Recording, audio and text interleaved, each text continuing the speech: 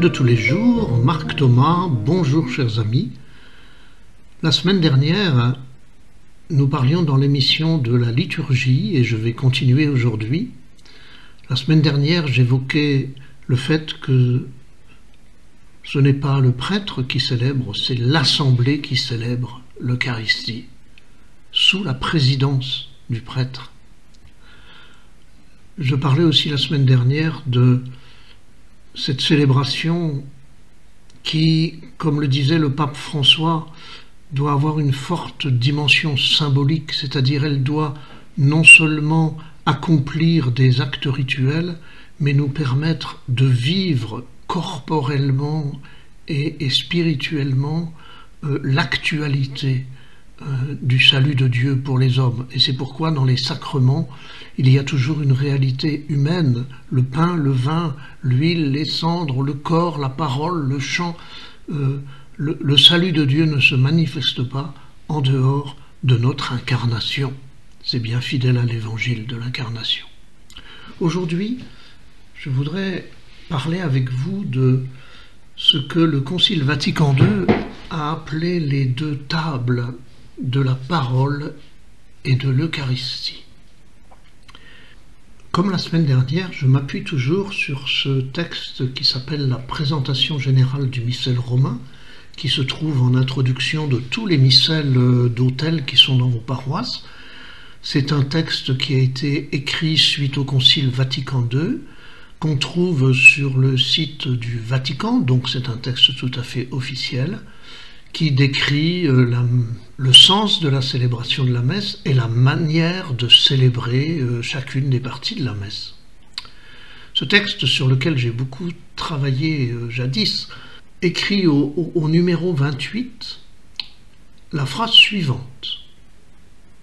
Écoutez bien, ça risque de transformer profondément la manière dont vous participez à la messe, ça risque même de changer des choses dans votre manière de croire. En effet, nous avons tous appris que la présence réelle du Christ était sous les espèces du pain et du vin, dans l'hostie et le calice auxquels nous communions à la messe. Eh bien, écoutez ce que dit la présentation générale du missel romain, ce texte officiel de l'Église. Dans la célébration de la messe, où est perpétué le sacrifice de la croix, le Christ est réellement présent. Réellement présent, il s'agit de présence réelle, dans l'assemblée elle-même réunie en son nom,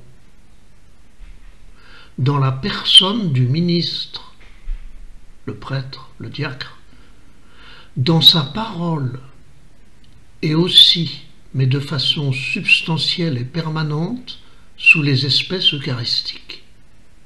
De façon substantielle, c'est-à-dire, c'est dans une substance, dans une chose, dans une réalité matérielle, et permanente, ça veut dire que cette présence sous les espèces eucharistiques demeure au-delà de la célébration, alors que les autres présences tout aussi réelles de l'assemblée, de la personne du ministre et de la parole proclamée durent le temps de la célébration elle-même.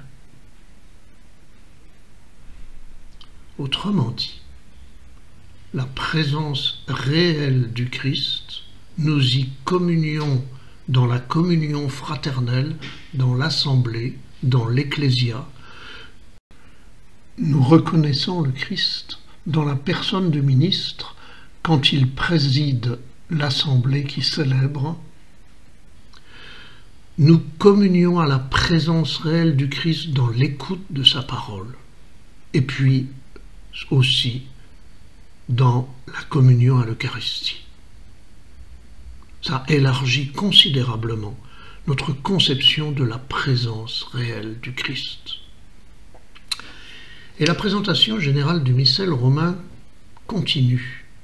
La messe comporte comme deux parties, la liturgie de la parole et la liturgie eucharistique. Mais elles sont si étroitement liées qu'elles forment un seul acte de culte. Et puis, écoutez bien ce que dit la présentation du missel romain. En effet, la messe dresse la table. Vous allez penser, dresse la table de la communion eucharistique, du pain et du vin. Écoutez bien ce que dit la présentation du missel romain. La messe dresse la table aussi bien de la parole de Dieu que du corps du Christ, où les fidèles sont instruits et restaurés. Et la présentation du missel romain continue. Dans les lectures, la table de la parole de Dieu est dressée pour les fidèles. La communion au Christ est aussi forte dans l'accueil de la parole que dans l'accueil du corps et du sang du Christ. Vous savez, le temps n'est pas si loin où dans l'Église on disait que si on arrivait avant la fin de l'homélie, avant la fin de la liturgie de la parole, la participation à l'Eucharistie était valide. Alors c'était des prescriptions rituelles, mais le Concile nous a ouvert une toute autre dimension. Nous ne communions pas seulement au Christ dans l'Eucharistie, dans la communion eucharistique, nous communions au Christ dans sa parole écoutée et accueillie. Nous y communions de manière aussi forte que dans l'Eucharistie elle-même. Ou plutôt, la communion au Christ dans sa parole est déjà la communion eucharistique. La présentation générale du missel romain continue. Paragraphe 29. Lorsqu'on lit dans l'Église la Sainte Écriture, c'est Dieu lui-même qui parle à son peuple. Et c'est le Christ présent dans sa parole qui annonce l'Évangile. C'est pourquoi les lectures de la parole de Dieu, qui constituent un élément de très grande importance dans la liturgie, doivent être écoutées par tous avec le plus grand respect. Quand je participe à une messe dans une église, j'ai parfois l'impression que beaucoup de gens n'écoutent pas la lecture de la parole, mais ils plongent dans leur livret, dans leur missel, dans leur prière en église, pour lire dans leur coin le texte. Alors, ça tient pour certains au fait qu'ils ont du mal à entendre, que ceux-là n'hésitent pas à lire. Ça tient souvent au fait aussi que le lecteur peut-être lit trop vite ou pas de manière assez proclamante pour qu'on ait envie de l'écouter. Mais lorsqu'on lit dans l'Église la Sainte Écriture, c'est Dieu lui-même qui parle à son peuple. Imaginez-vous que ce soit le pape qui vienne dans votre église parler, vous êtes sûr que vous plongeriez dans votre petit bouquin ou dans la feuille qu'on vous aurait donnée avant avec le texte de ce qu'il va dire? Non, vous seriez tout ouïe, tous yeux centrés sur lui pour l'écouter parler et pour accueillir non seulement ce qu'il dit, mais ce qu'il est, sa présence, son regard, sa posture. Et quand Dieu lui-même parle à son peuple, alors nous plongeons dans nos bouquins en lisant le texte sans écouter un Dieu qui parle. La présentation du missel romain nous rappelle que ces lectures doivent être écoutées par tous avec le plus grand respect. Écouter. Écouter, c'est-à-dire les accueillir, les écouter, pas pour retenir tout ce qui est dit, mais pour écouter, entendre les mots, mais surtout laisser résonner. Dans les mots qui vont être lus par le lecteur, il y a peut-être une phrase, un mot, une parole de Jésus, une intonation du lecteur qui va me toucher davantage. Eh bien, c'est ainsi que Dieu me parle, que la parole de Dieu me rejoint. C'est quand un mot, une parole n'est pas seulement entendue, mais est accueillie, ressentie, où je me sens touché, où j'ai envie d'y revenir, de la ruminer, de la transformer en une manière de vivre. Alors la parole de Dieu m'a fait communier au salut du Christ dans ma vie telle qu'elle est aujourd'hui. Et la parole de l'évangile d'aujourd'hui, que je connais peut-être déjà par cœur, eh bien cette parole d'aujourd'hui va peut-être résonner d'une manière nouvelle, parce qu'aujourd'hui, je suis dans tel état d'esprit, je suis dans telle condition de vie, je vis tel événement dans ma vie quotidienne, et que la parole est faite pour me rejoindre là, pas seulement pour que je me dise « Ah oui, ça je connais déjà ». Cela suppose évidemment que celui qui lit la parole ne se contente pas de lire un texte, mais qu'il proclame une parole vivante. Alors ça s'apprend, hein. Tout le monde peut, à partir du moment où on sait lire, tout le monde peut proclamer la parole, tout le monde peut prêter son corps et sa voix à un Dieu qui parle. C'est ça la mission du lecteur. Et c'est ouvert à tous, sans exception. C'est pas ouvert seulement à des privilégiés ou à des gens qui sont tout bien, tout honneur. Tous peuvent prêter leur corps et leur voix à un Dieu qui parle.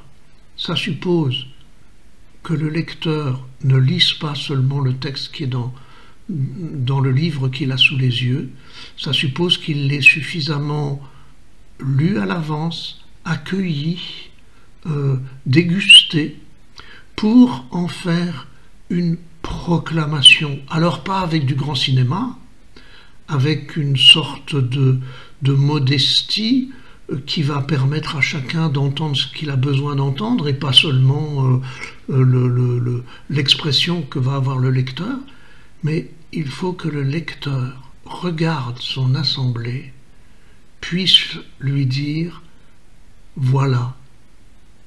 En tout cas avoir une attitude qui dise « voilà, aujourd'hui, ce que Dieu vous dit par ma bouche ».